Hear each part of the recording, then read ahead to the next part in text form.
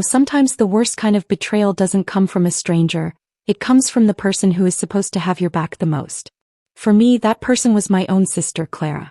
And the whole thing started innocently enough, or at least she tried to make it look innocent. It was always about the house. My house. The one I loved, the one I had poured my heart, soul, and every spare penny into for the past 20 years. It was my sanctuary, sitting on this quiet little cul-de-sac, far enough from the hustle but close enough to everything I needed. Clara, on the other hand, saw it as a gold mine with me standing in the way. It started subtly about 6 months ago. She would call not to chat about our days or catch up, but to deliver the same well-rehearsed line. Elizabeth, sweetie, you shouldn't be living alone anymore. I'm 52, perfectly healthy, mentally sharp, and frankly I enjoy the peace and quiet. Clara, I'm fine. The garden is thriving, the plumbing is cooperating, and I haven't accidentally set anything on fire yet. I'd joke. But she never laughed. Her tone was always heavy, laced with that fake concern that instantly put my guard up. It's not a joke, Elizabeth. I'm genuinely worried. What if you fall? Who would know? You need to sell this big place. It's too much work, too much responsibility. You need to come live with me. I have plenty of space.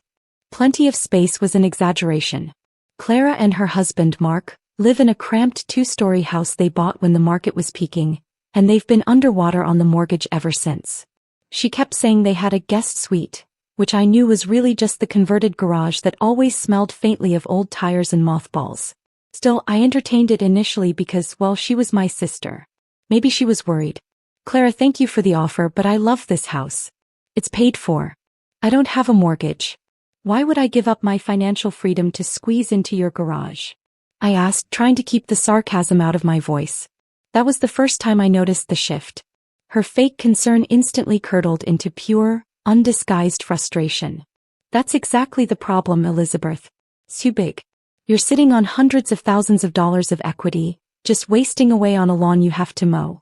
You could sell it, cash out, put the money in the bank, and not have to worry about a thing. We could take care of you. Take care of me. That phrase always sent a little shiver down my spine.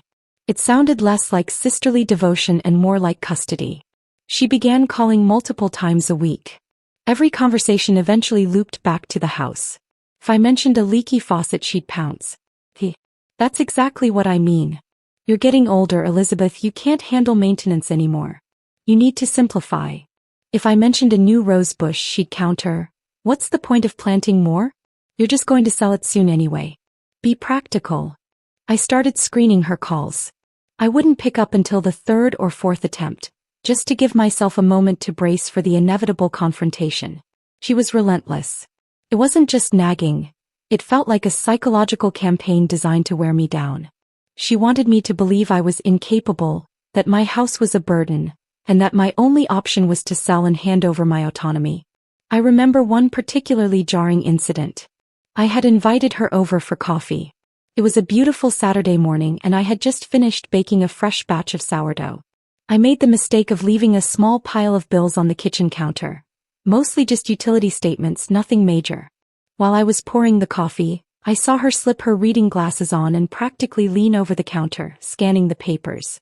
"Oh, look at this electric bill," she announced loudly, holding it up like evidence in a courtroom. "It's astronomical, Elizabeth. Do you even know how much you're spending just to light this massive place? If you were with us, all those costs would disappear." "It's not astronomical, Clara, it's summer. I run the AC," I retorted, grabbing the bill back. "And if I sold this house and came to live with you, I would still have utility expenses. They'd just be your utility expenses." "But it would be a shared burden," she insisted, her voice getting louder. "You'd be contributing to the household, rather than flushing all that money down the drain on a mortgage-free house that's just going to fall apart around you." I finally snapped. "Clara, this is my house. I'm happy here. I am financially secure here. Stop trying to tell me how to live my life. If you're that worried about my house falling apart, why don't you try being helpful and offer to replace that old doorknob on the back porch instead of just lecturing me about selling everything I own?" That shut her up for about 5 minutes. But as she was leaving, she gave me a hug that was a little too tight and whispered in my ear, "Just think about it, Elizabeth. For your own safety. I worry about you here all alone." I stood on the porch watching her drive away, and a deep sense of dread settled in my stomach. It wasn't the words themselves but the look in her eyes, a calculating, almost desperate glint that didn't match the "I love you" she'd just shouted. She wasn't worried about my safety, she was worried about her timeline. She needed me to move and she needed it fast. It was around this time I started taking small, defensive actions. I tightened security not because I was afraid of the neighborhood but because I was afraid of Clara. I changed the code to the garage and double-checked the locks every night. I even hid my most valuable jewelry in a ridiculously obvious but safe place. A box labeled "seasonal holiday decorations" in the attic. The more she pushed, the more my suspicion grew. It became a morbid game of, why does Clara really want my house? Was it the money? Of course it was mostly the money, but why now? Why this sudden, frantic urgency after years of benign neglect? It felt like something had shifted in her life, some new looming threat that only my equity could fix. I actually started talking to the house, which sounds crazy but it was cathartic. "We're not going anywhere, are we, old girl?" I'd murmur while wiping down the kitchen counters. This house was the last tangible thing I had built entirely on my own terms. It represented my independence. And Clara was trying to steal that independence brick by brick. The most disturbing part was the way she was trying to manipulate my perception of reality. She'd call and say, "I drove past your house today and that big oak tree looks like it's leaning toward the roof. You need to get that looked at, Elizabeth. It's an insurance disaster waiting to happen."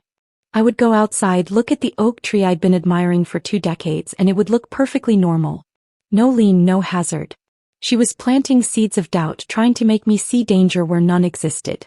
It made me realize that her goal wasn't to take care of me. It was to destabilize me. She wanted me to feel vulnerable, incapable, and paranoid enough to sign the papers just to make the pressure stop. But instead of breaking, the pressure only hardened my resolve. I decided I wasn't going to be a victim in her scheme. I was going to figure out what she was hiding. I started keeping a log in a small notebook hidden under my mattress. I wrote down the date, time, and exact quote of every "you need to move" conversation. I recorded her escalating worries. The phantom leaning tree, the exaggerated gas bills, the time she swore she saw a mouse in the kitchen. I had a very well-fed cat, so highly unlikely. It was becoming a document of her obsession. If you're watching this and you've ever had someone in your family try to pressure you into a massive life decision, you know how draining it is. It chips away at your peace of mind. It makes you second-guess everything. It was exactly 2 weeks after the leaning tree comment that I realized I needed a different strategy. Deflecting her was only a temporary fix. I needed information. I needed to know the why. Why did she need this house sold specifically now? I decided the only way to get her to drop her guard was to pretend to concede. But I wouldn't do it blindly. I needed to set a trap. I needed to see what she would do the moment she thought she had won. I told myself I would play along for a little while, just enough to get the vital clue.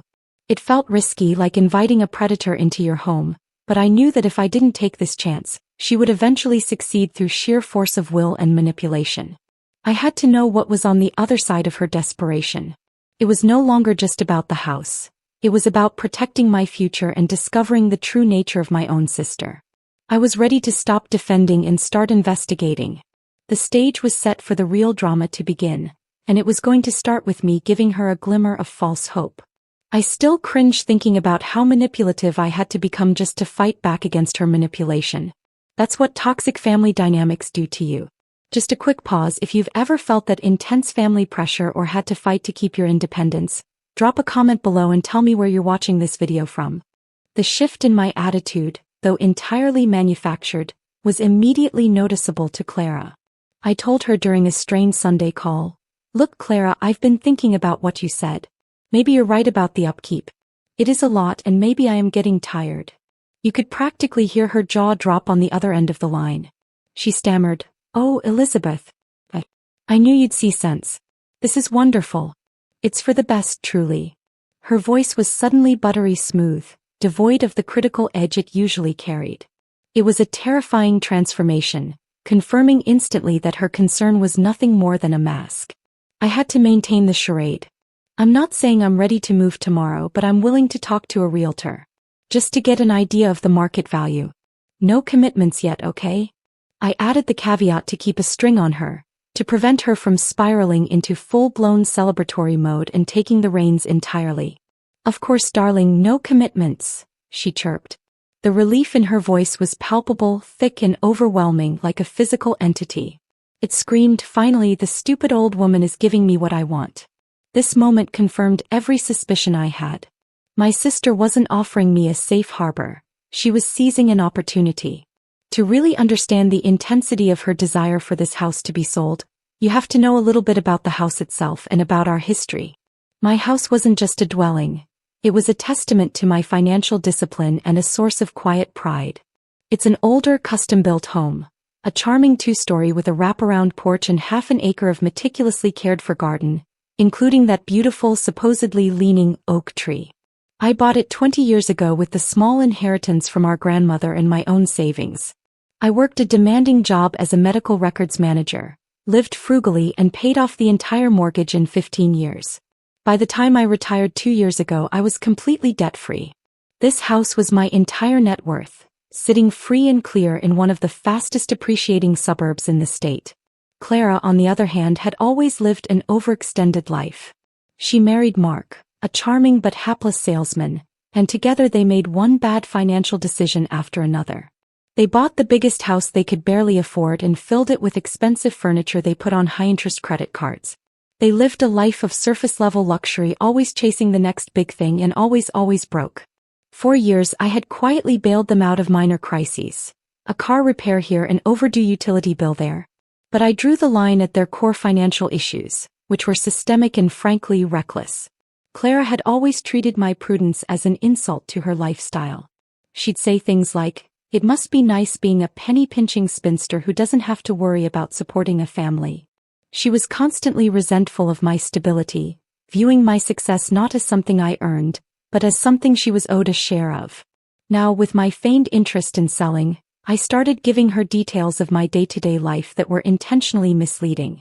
I played the part of the frail, forgetful retiree she desperately wanted me to be. "Oh, Clara, I meant to call you earlier, but I completely forgot where I put my phone." "Must be old age," I'd lament. "The phone was right next to the salt shaker where it always is. I tried to mow the lawn yesterday, but that big machine just got away from me. I had to stop halfway. I think I tweaked my back," I'd sigh dramatically. I had paid the neighborhood teenager, Kevin, a crisp $50 to do it the day before, and the lawn was immaculate. She ate it up. Her voice would soften into the most annoying, patronizing coo. "Poor Elizabeth. See, this is exactly what Mark and I have been saying. You just need to relax. Let us handle things." I needed to invite her back over under the pretense of measuring the guest room for my things, which was code for setting up my surveillance. I wanted to see what she did when she thought she had access and control. "How about you come over Tuesday evening, Clara? We can have dinner and you can take a look at the guest bedroom upstairs and tell me if my old chest of drawers will fit." "Tuesday? Perfect. I'll bring some of Mark's famous lasagna," she exclaimed. I mentally prepared for a heavy, oily and slightly burnt culinary disaster, but I needed her there. When Clara arrived, she didn't even knock. She used the spare key I had forgotten to tell her I changed the location of a detail she immediately noticed. "Why didn't you put the key back in the usual spot under the gnome, Elizabeth?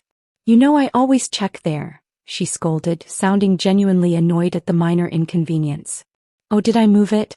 Honestly, I can't keep track of things lately," I fibbed, offering her a weak smile.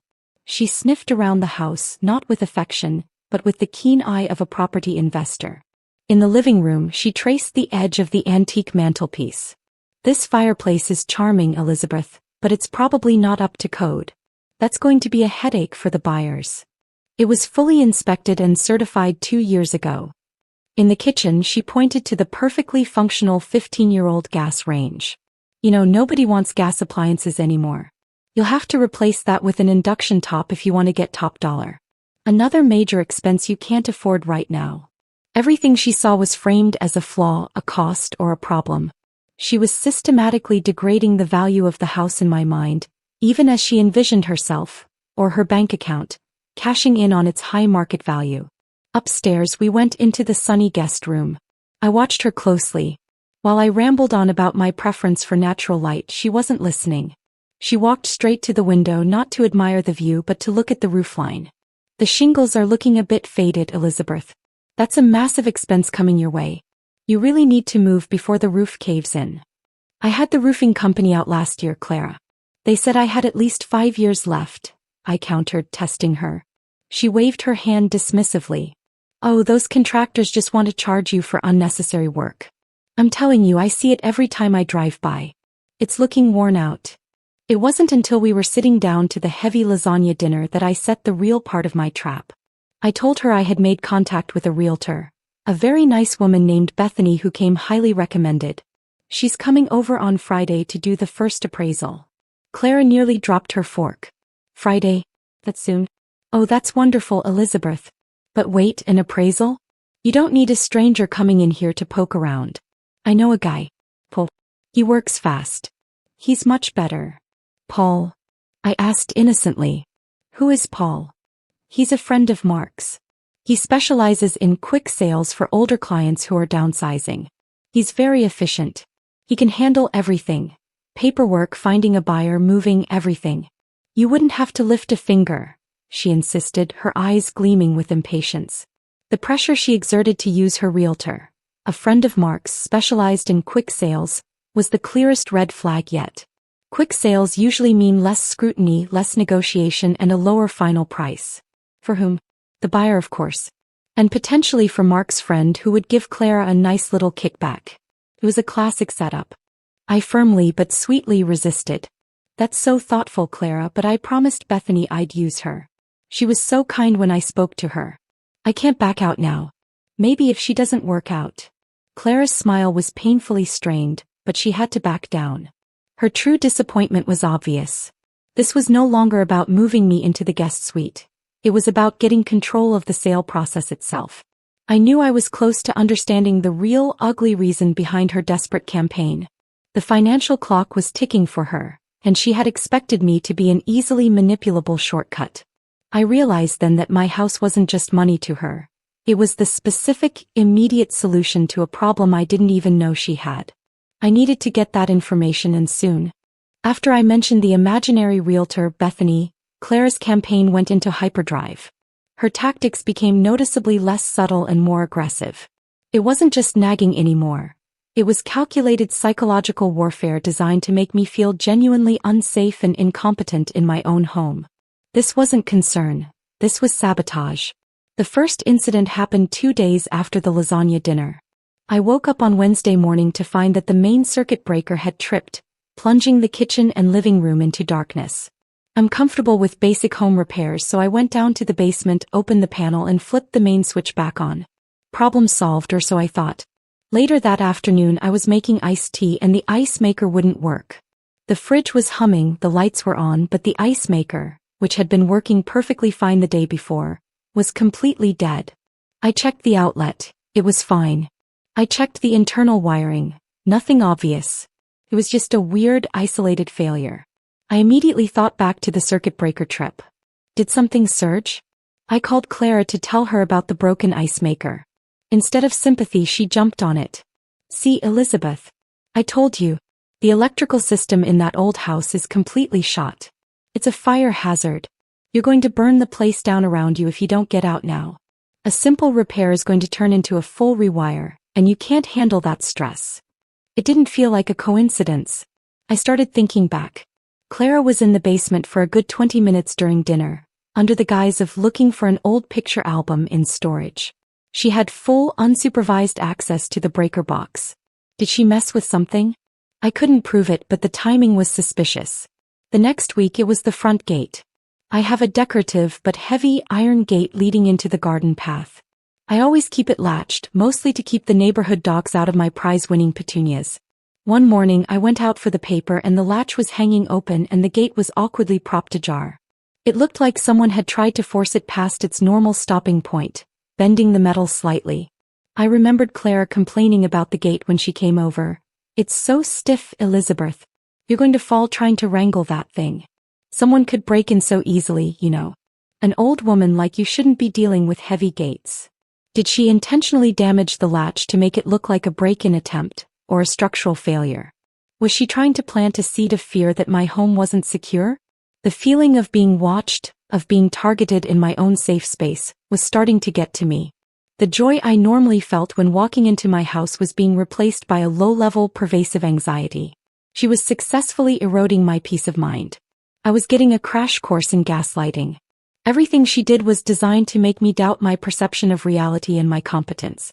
She would helpfully move my keys from the hook where they always sat to a drawer only to later ask, "Oh, Elizabeth, you look tired. Did you spend another hour looking for your keys again?" That forgetfulness is really concerning. You know, you need someone around full time. I started fighting back subtly. After the key incident, I bought a small motion-activated nanny camera and tucked it into a flower arrangement facing the main entrance hallway. I didn't tell her about it. I was tired of guessing. I wanted proof. The layered conflict wasn't just about the physical space, though. It was about the emotional pressure.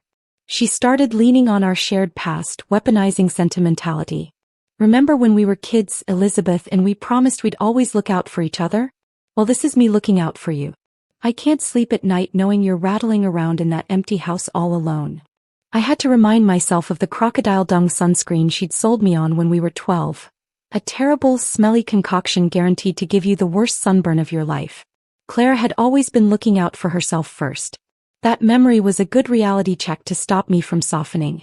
The pressure peaked one afternoon when she showed up unannounced, bringing a stack of brochures for retirement communities. "Look at these, Elizabeth.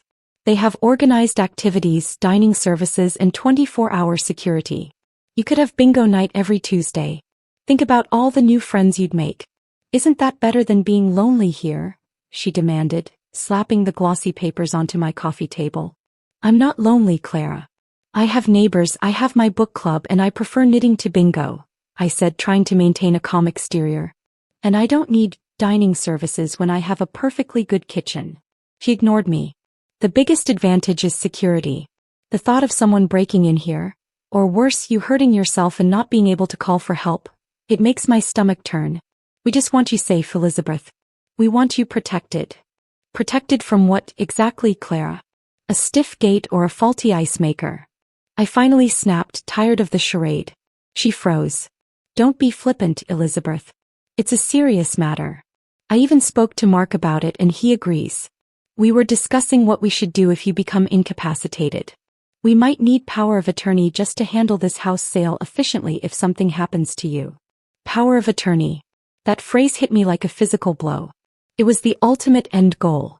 Complete control over my finances and assets. That was the line. She wasn't just trying to convince me to move. She was actively preparing a contingency plan for taking over if I was deemed unfit. The emotional stakes had just skyrocketed from property dispute to potential financial and legal enslavement. I had to dial back the confrontation immediately. I couldn't let her see that I knew her real goal. "Power of attorney? Claire, that's absurd. I'm completely fine. I'm selling the house, remember? We don't need to talk about that," I said, forcing a nervous, slightly breathless tone into my voice, trying to play the part of the fragile, worried woman. "Let's stick to the house sale. Did you hear anything back from Mark's realtor friend, Paul? Maybe I should just call him on Friday after all instead of Bethany." That was my white flag, the concession I knew she desperately needed. Her face immediately cleared, the cold calculation replaced by triumphant relief. "Oh, Paul would be much faster, honey.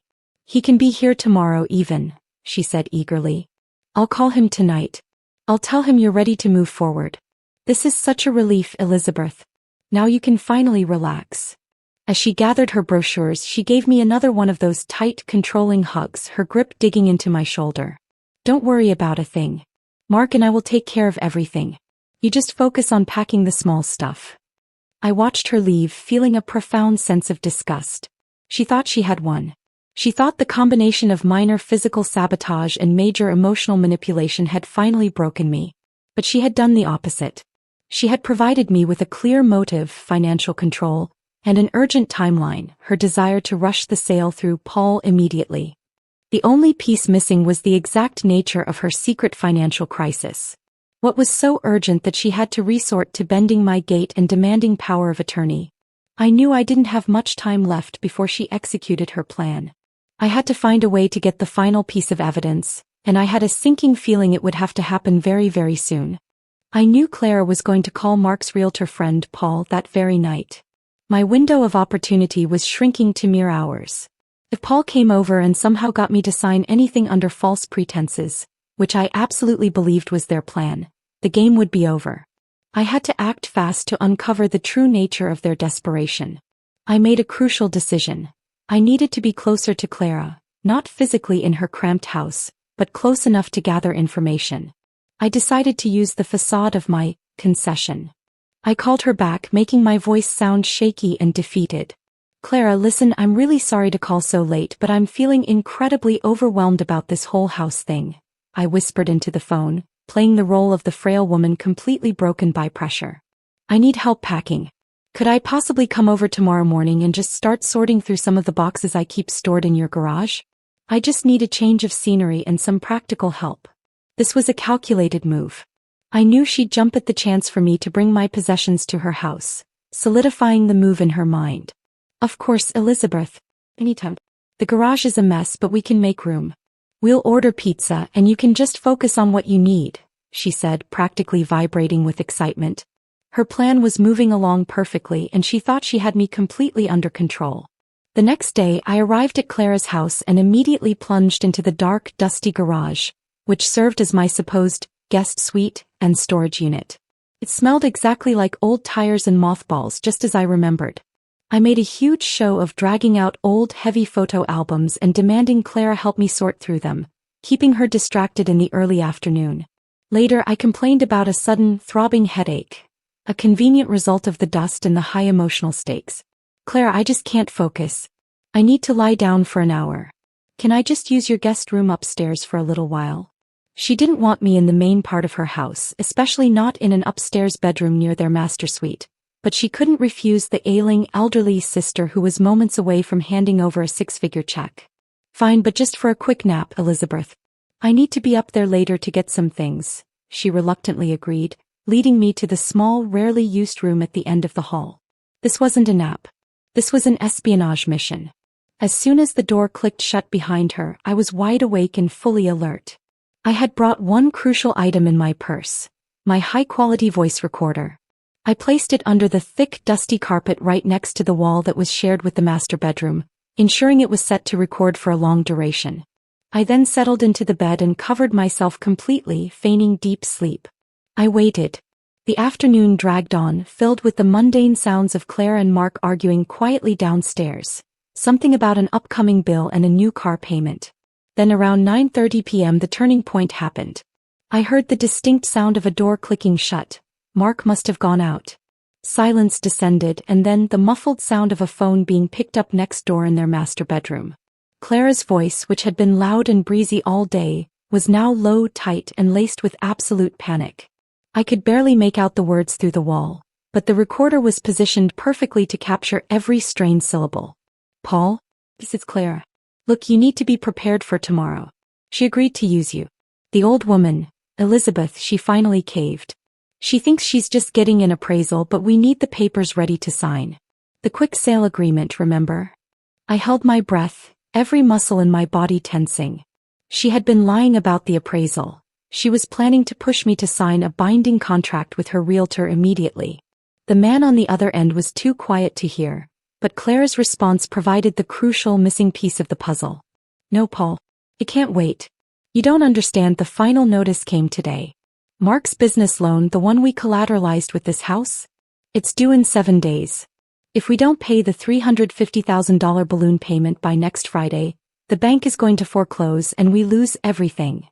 There was the real reason. Not concern for my welfare, not a need for my company, but a massive, desperate financial crisis brought on by Mark's reckless business dealings, which they had kept hidden. They had leveraged their primary asset, their home, and the deadline was 1 week away. They weren't just trying to get my money. They needed my house sold immediately so they could access the equity from the sale, or potentially use my debt-free house as a bridge loan collateral, or just steal the cash outright after the sale was finalized and the funds were in my, her controlled account. The urgency, the desperation, the sabotage, it all made sickening sense now. My house was the only asset available that could generate hundreds of thousands of dollars in a single week to save theirs. Clara continued, her voice breaking with hysteria. If we can convince Elizabeth to sign Paul's quick sale agreement tomorrow, the closing can be accelerated. She has over $600,000 in equity, Paul. That's more than enough to cover Mark's loan and leave us a healthy profit. Just get her to sign. Make her feel safe. Tell her it's a standard first step. Use the power of attorney talk if you have to. Make her think she's incompetent. I don't care. Just get the signature. I felt a cold rage settle over me. Power of attorney. Quick sale. $350,000. It wasn't just about selling my house. It was about stealing the proceeds, securing their future at the expense of my entire financial independence, and doing it within a 7-day window. Suddenly, I heard a sharp, painful sob from Clara. I told her I saw a mouse, Paul. I bent her gate. I tripped her circuit breaker. I've been making her feel crazy for 6 months. I just can't lose this house, Paul. Please. Tell me you can do this. The betrayal was complete. She wasn't just plotting to swindle me. She was bragging about the psychological abuse she had inflicted on me to manipulate me into compliance. The conversation eventually ended and I heard Clara moving around in her room. I waited another half hour, the adrenaline coursing through my veins, before slowly, silently retrieving the recorder. I checked the file and the clear, damning evidence was there, recorded in digital clarity. I slipped out of the room, feigning grogginess. Oh, Clara, I must have slept for hours. My headache is gone. I think I'll pack up my few things and head home now. I'm feeling much better about everything now that I'm selling the house. Clara smiled, a genuine, triumphant, predatory smile. That's wonderful, Elizabeth. Paul will be over tomorrow at 10 sharp. Don't worry about a thing. I simply nodded, smiled sweetly back and walked out the door, the digital evidence of her wicked plan tucked securely in my purse. The moment of revelation had passed. Now the revenge phase could begin. She thought she was winning, she was about to find out just how wrong she was. I drove home that night not with fear, but with an almost electric calm. My paranoia was gone, replaced by a laser focus. I had the smoking gun, the recorded confession. Clara and Mark were staring down the barrel of a $350,000 foreclosure deadline next Friday, and they were counting on me to sign away my future the next morning. They were about to learn that their feeble sister Elizabeth was anything but. I spent the next few hours in a furious, quiet flurry of activity, not packing but preparing. First, I called my lawyer, Mr. Henderson, a no-nonsense gentleman who had handled my trust documentation for years. I didn't mince words. Mr. Henderson, I need your help. My sister is attempting to commit financial fraud against me tomorrow morning at 10 a.m., specifically related to the sale of my house. I have concrete evidence of a conspiracy, and I need a legal trap set. I played him the recording from the night before, skipping to the most damning parts. The $350,000 balloon payment deadline, the use of Paul for a quick sale, and the explicit mention of using power of attorney tactics. Mr. Henderson was horrified but professional. Elizabeth, this is serious. You have grounds for fraud, elder abuse, and a restraining order. We need to secure your assets immediately. His first move was ingenious. He instructed me to immediately set up a revocable living trust, naming me as the sole trustee and beneficiary. Crucially, he had me execute a quitclaim deed, legally transferring ownership of the house from Elizabeth, the individual, to the Elizabeth A. my last name revocable living trust. This was critical because any future document Clara or Paul tried to get me to sign in my personal capacity, like the quick sale agreement, would be instantly void as the property was no longer legally owned by me, but by the trust. The deed was e-filed immediately that night, securing the house. His second move was the sting operation. I want you to let Paul come over tomorrow, Mr. Henderson advised. Act nervous but compliant. Tell them you are feeling uneasy and need an impartial legal witness. Tell them you've asked your notary to come over at 10:30 a.m. to oversee the signing. But the notary wouldn't be a random person. It would be Mr. Henderson's junior associate, legally licensed to perform notary services, but also briefed on the entire plot and ready to serve as an official witness to the attempted fraud. We would have two sets of evidence: the audio from the night before and the recorded attempt to execute the fraudulent document the next morning. The next morning I dressed meticulously, put on a nervous but compliant facade and waited. At 9:55 a.m. Clara and Paul, the quick sale realtor, arrived exactly on time. Paul was a greasy, overly smooth man in a cheap suit, carrying a large binder filled with documents. Clara was radiating a smug, barely contained triumph. Morning, Elizabeth. Ready to get this done? Clara chirped, practically bouncing on my front porch. I think so, Clara. Paul, it's nice to meet you, I said softly, ushering them inside. I'm just a little anxious about signing such big papers. I actually took your advice, Clara, and realized I shouldn't handle this all alone. I called a professional. My notary, Ms. Reynolds, should be here shortly. Clara's smile froze on her face. Paul shot her a dark look, subtly shaking his head, trying to signal her to stay calm. A notary? Elizabeth, darling, a notary is for after the deal. Paul is just bringing the initial listing and sales agreement. It's a standard first step. We don't need all that fuss, Clara insisted, her voice tight with rising panic. Oh, but I feel so much safer with someone impartial here, I said, playing the part of the nervous wreck. Besides, I told Ms. Reynolds I'm feeling a little forgetful lately, and she insisted on reviewing the documents with me to make sure I understand everything. The doorbell rang precisely at 10:30 a.m. It was Ms. Reynolds, the notary/associate lawyer, dressed impeccably and carrying an official leather portfolio. We sat down at the dining table. Clara was practically tapping her foot through the carpet. Paul, trying to salvage the situation, started launching into his pitch. Now, Elizabeth, this quick sale agreement is a standard contract for older folks looking to downsize fast. He pushed the hefty document across the table. Ms. Reynolds immediately stepped in. If you don't mind, Paul, as a matter of due diligence, I must review the documentation with my client. She spent 10 excruciating minutes methodically reading the document, occasionally highlighting sections that Paul insisted were standard. The contract was exactly as I suspected. A severely undervalued quick sale price, with a ridiculously short contingency period, making it nearly impossible for me to back out once signed. Finally, Ms. Reynolds turned to me. Elizabeth, are you ready to sign this document, legally committing you to sell your property at this agreed-upon price? I looked directly at Clara, whose eyes were wide and glittering with anticipation. She was leaning forward, her breath held. Paul had his pen ready. No, I am not, I said, the nervous facade dropping completely, my voice cold and steady. Clara gasped, a sharp, choked sound. What? Elizabeth, what are you doing? You promised. I held up my hand, silencing her. I promised I would consider selling, Clara. I never promised to give away my home in a fraudulent transaction to save your husband's failing business. The silence in the room was deafening. Paul's face was suddenly ashen. Clara looked like she had been slapped.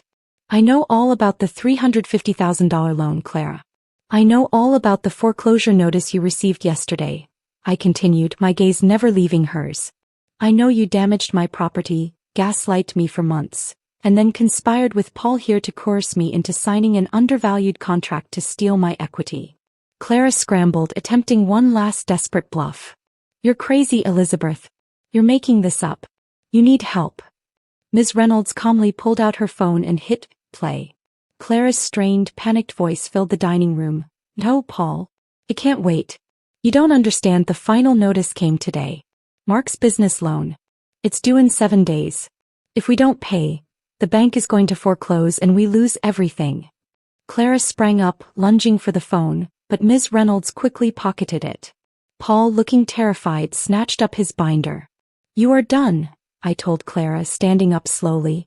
The house you were trying to steal is no longer in my name. It is now legally held by a trust that is protected from any predatory actions. Furthermore, Paul here has just attempted to secure a fraudulent contract, witnessed and recorded by a legal professional. I gestured to Ms. Reynolds, who handed a pristine, freshly printed document to Paul. You have been served with a cease and desist order, preventing you from contacting Elizabeth again regarding her finances or property. Any further contact will result in immediate legal action.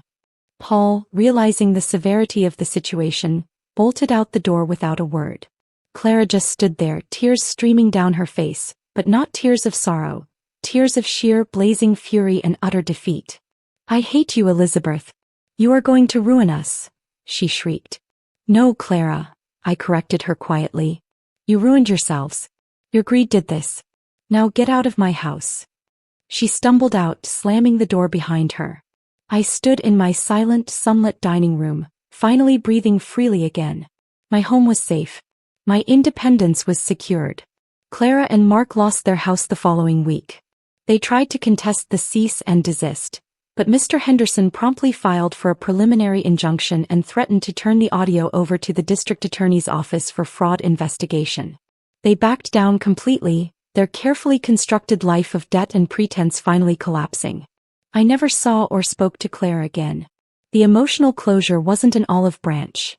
It was the satisfaction of justice served. If you love this story about standing up for yourself, fighting back against betrayal, and securing your future, please make sure you hit that like button, subscribe to the channel, and drop a comment below letting me know what your favorite part of Elizabeth's revenge was.